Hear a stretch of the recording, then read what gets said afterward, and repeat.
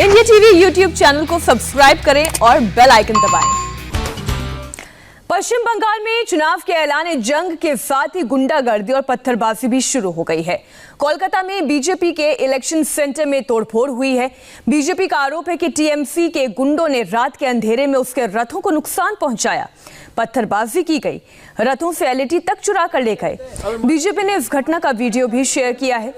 Video Kolkata के कादापाड़ा इलाके का है, जहां गोदाम में बीजेपी के प्रचार रथ खड़े हुए थे। हमले में कई रथों के शीशे टूट गए हैं और ये सब कुछ हुआ रात के अंधेरे में जब लोग सोए हुए थे। बीजेपी का आरोप है कि ये टीएमसी के गुंडे थे जिन्होंने रथों को नुकसान पहुंचाया। ये दो तस्वीरें आप देख रहे हैं। रथ यात्रा का आगाज हुए अभी कोई बहुत खास दिन नहीं बीते हैं और इन रथों की तैयारी इसलिए की गई थी कि इसे शहर शहर जिले जिले में घुमाना है। एक प्रचार तंत्र का ये पूरा जरिया था रथ, जिसे तोड़ दिया गया है। बीजेपी आरोप लगा रही है कि ये टीएमसी की साजिश है, ये टीएमसी की कारस्तानी है। रात के अंधेरे में इन रथों को नुकसान पहुंचाया गया। बीजेपी महासचिव व पश्चिम बंगाल के प्रभारी कैलाश विजयवर्गीय तोड़फोड़ का वीडियो शेयर करते हुए क्या लिख रहे हैं वो भी आपको बताते हैं। चुनाव आयोग ने बंगाल चुनाव तिथि की घोषणा की और तृणमूल कांग्रेस के गुंडों ने बिना डर के रात 11 बजे बीजेपी के कादापाड़ा कोलकाता गोडाउन में घुसकर एलईडी गाड़ियां फोड़ दी। एलईडी भी खोल कर ले गए। शायद गुंडों ने चुनाव आयोग को चुनौती दी है। बीजेपी आईटी सेल के हेड और पश्चिम बंगाल के सह प्रभारी अमित मालवीय ने भी ट्विटर पर लिखा, टीएमसी के गुंडों ने कादापाड़ा गोदाम में बीजेपी के लखो सोनार बांग्ला रथों में तोड़फोड़ की। रथों को नुकसान पहुंचाया गया, एलईडी चुरा कर ले गए। टीएमसी के सियासी हिंसा की संस्कृति को देखते हुए चुनाव आयोग के लिए ये एक कठिन चुनाव होने वाला है। पश्चिम बंगाल की जनता जवाब देगी। तो कादापाड़ा के जिस गोडाउन में ये तोड़फोड़ हुई है, वहां से इंडिया टीवी संवाददाता अर्चना सिंह हमारे साथ लाइव जुड़ गई हैं। अर्चना, क्या तस्वीरें हैं वहां पर, क्या स्थिति है, कितना नुकसान पहुंचाया गया है इन रथों को?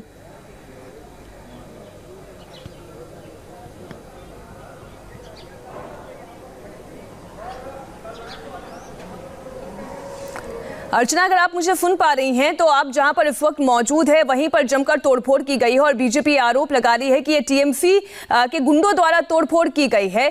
तो अभी फिलहाल सुबह वहां पर क्या स्थिति है, कितने रथों को नुकसान पहुंचाया गया है, ये तमाम तस्वीरें एक बार फिर से आप देखें कि टीएमसी समर्थकों पर जी वेयर हाउस है जहां पर वो रथ खड़े किए गए हैं जो 3 तारीख से लोगों के बीच जाएंगे। 3 तारीख से 3 मार्च से 30 मार्च तक वो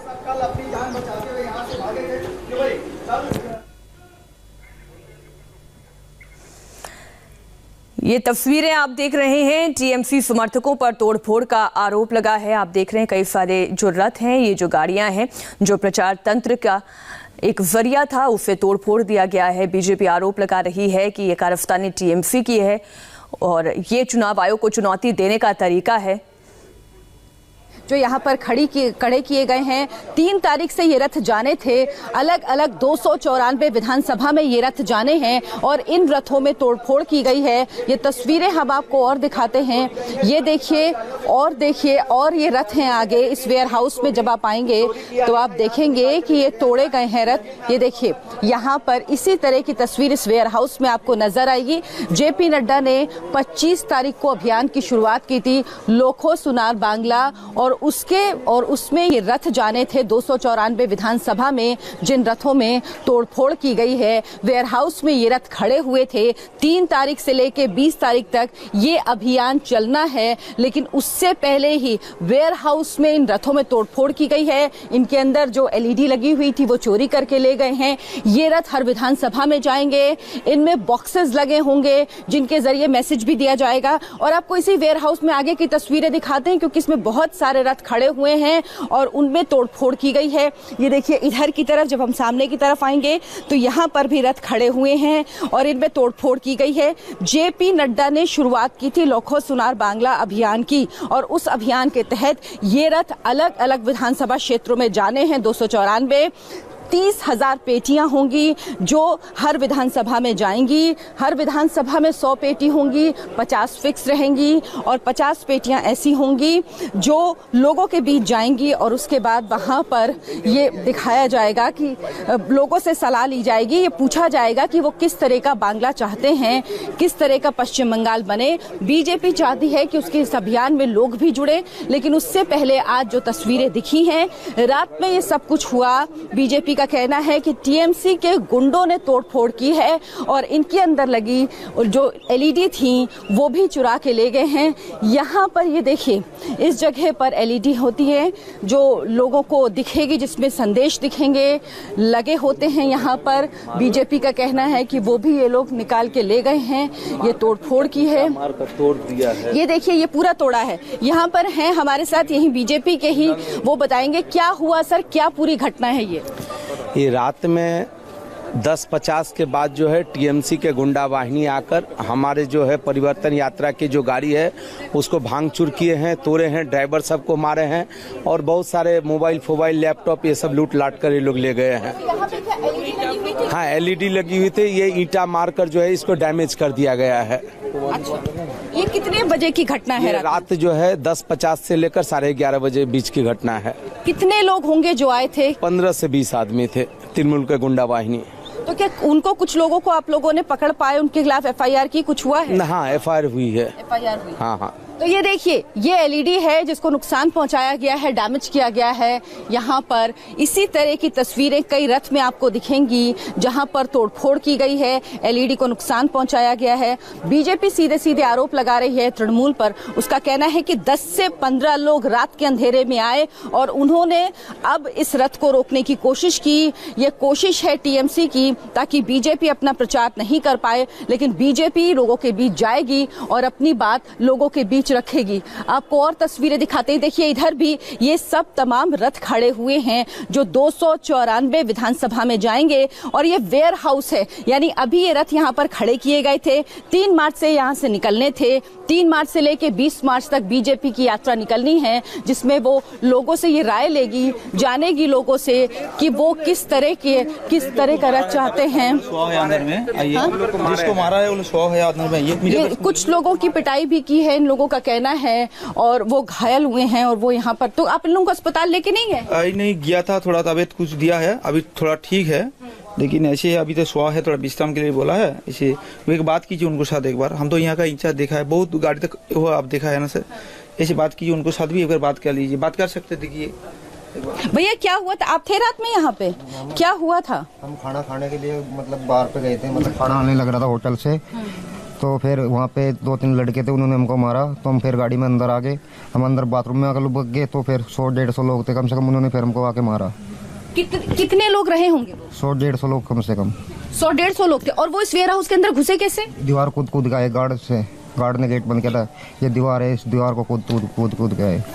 दीवार को एक्चुअली मैडम वो जो हुआ था उधर को सिक्योरिटी गार्ड लोग को बंद किया, खुला नहीं है, इसलिए कि फांसिल है ना मैम, फांसिल से ऊपर से आया है वो लोग, ऐसे लोग सब है। तो इन लोगों का कहना है कि वो लोग दीवार फांद के, दीवार से कूद के आए हैं, दीवार क्रॉस करके आए हैं। बीजेपी कह रही है कि कल चुनाव की तारीखों का ऐलान हुआ है और टीएमसी गुंडागर्दी कर रही है। इनका कहना है कि काफी लोग थे जो यहाँ पर आए, जिन्होंने इस रथ में तोड़फोड़ की है और नुकसान पहुंचाने की कोशिश की। उनका निशाना है कि बीजेपी अपनी ये रथ यात्रा ना निकाल पाए, बीजेपी लोगों तक ना पहुंच पाए। लेकिन बीजेपी का कहना है अर्चना, तकरीबन ऐसे कितने रथ हैं जिन्हें नुकसान पहुंचा है? अगर आप ये संख्या बता सके, और अभी तक पुलिस ने इस पूरे मामले में क्या कार्रवाई की है, ये भी थोड़ी जानकारी आप दें। 25 फरवरी को जेपी नड्डा ने अभियान की शुरुआत की, लोखो सोनार बांग्ला। उसके तहत ये सभी रथ जो आप देख रहे हैं, ये जाने थे जो 294 विधानसभा में 294 रथ ये चलेंगे, जो लोगों के बीच पहुंचेंगे, लोगों से जानेंगे उनकी राय, लोगों से पूछेंगे कि वो किस तरह का बांग्ला चाहते हैं। इनमें पेटियां भी लगी होंगी। अभी तक इस मामले में एफआईआर दर्ज करा दी गई है इन लोगों की तरफ से, बीजेपी की तरफ से एफआईआर दर्ज कराई गई है इस मामले में, और अभी पुलिस की तरफ से कोई कार्रवाई नहीं की गई है, इनका कहना है। और इन्होंने एफआईआर में बताया है कि कुछ लोग आए जिन्होंने यहाँ पर तोड़फोड़ की है, जिन्होंने यहाँ पर नुकसान पहुंचाया है, वेयर हाउस में जबरदस्ती घुसे हैं। ये बीजेपी का वेयर हाउस है। एफआईआर दर्ज करा दी गई है। अब इंतजार है कि पुलिस किस तरह की कार्रवाई करती है। लेकिन ये तस्वीरें वाकई चौंकाने वाली हैं कि इस तरह से ये वेयर हाउस, इसमें दीवार है चारों तरफ से और इसके अंदर आके तोड़फोड़ की गई है इन रथ में। और इसके बाद बीजेपी भी मुखर है। बीजेपी का कहना है कि वो हर तरह की लड़ाई के लिए तैयार है और बंगाल के लोग बदलाव चाहते हैं और इसी बदलाव के लिए वो इस बार वोट करेंगे और इसी बात से टीएमसी डरी हुई है। तो टीएमसी डरी हुई है, ये बीजेपी का आरोप है। बीजेपी एक तरफ कह रही है कि ये सियासी हिंसा है, राजनीतिक हिंसा है जो पहले कार्यकर्ताओं पर टूट रही थी और अब इस तरीके से प्रचार तंत्र पर भी हमला किया जा रहा है। आज किस तरीके से अब बीजेपी अपने प्रचार को आगे बढ़ाएगी, क्योंकि हम देख रहे हैं बहुत सारी गाड़ियां तो टूट फूट गई हैं। अब ये कब ठीक की जाएंगी, कब इन गाड़ियों को रवाना किया जाएगा? और आप बता रही हैं जैसे कि 3 मार्च से इन गाड़ियों को रवाना किया जाना है। आज किस तरीके से बीजेपी अपना प्रचार करने वाली है पूरे पश्चिम बंगाल में? आज बीजेपी के दिलीप घोष परिवर्तन यात्रा निकाल रहे हैं। रोज का बीजेपी का कार्यक्रम होता है। कल स्मृति ईरानी आई थी, राजनाथ सिंह आए थे, बड़े नेता आ रहे हैं। बीजेपी ने पूरी ताकत झोंकी हुई है। लेकिन आज की सुबह कुछ अलग होगी, क्योंकि आज तारीखों का ऐलान कल हो चुका है। 8 चरणों में चुनाव होने हैं। बेहद महत्वपूर्ण चुनाव है जहां टीएमसी इसको लेकर नाराज है। ममता बनर्जी ने कहा कि ये बीजेपी को फायदा पहुंचाने के लिए इतना लंबा चुनाव की प्रक्रिया को रखा गया है। वो नहीं चाहती थी कि इतनी लंबी चुनाव प्रक्रिया हो और चुनाव आयोग ने 8 फेज में चुनावों की घोषणा की है, और इसके नतीजे 2 मई को आएंगे। तो तब तक बहुत लंबा ये चुनावी प्रक्रिया चलेगी। लेकिन अर्चना, अगर बीजेपी की बात की जाए तो वो तो पूरी तैयारी के साथ मैदान में है। लेकिन वहीं दूसरी तरफ अगर कांग्रेस की बात की जाए तो आज कोलकाता के ब्रिगेड ग्राउंड में जो कांग्रेस और लेफ्ट की संयुक्त रैली होने वाली है, उससे खुद राहुल गांधी अपने आप को दूर किए हुए हैं। वो आज तमिलनाडु के दौरे पर चले जाएंगे। ये भी अपने आप में बहुत हैरान करने वाला है कि क्या पश्चिम बंगाल कांग्रेस के लिए उतना महत्वपूर्ण नहीं कि वो राहुल गांधी वहां नहीं पहुंच रहे हैं। बहरहाल पूरी जानकारी के लिए अर्चना आपका शुक्रिया। हम आगे बढ़ने से पहले आपको बता दें इंडिया टीवी पर दर्शकों के लिए क्या है खास। नमस्ते, मैं हूं मीनाक्षी जोशी। वीडियो और खबरों से अपडेट रहने के लिए India TV YouTube channel subscribe करें, बेल आइकन दबाना ना भूलें। जुड़े रहें इंडिया टीवी के साथ।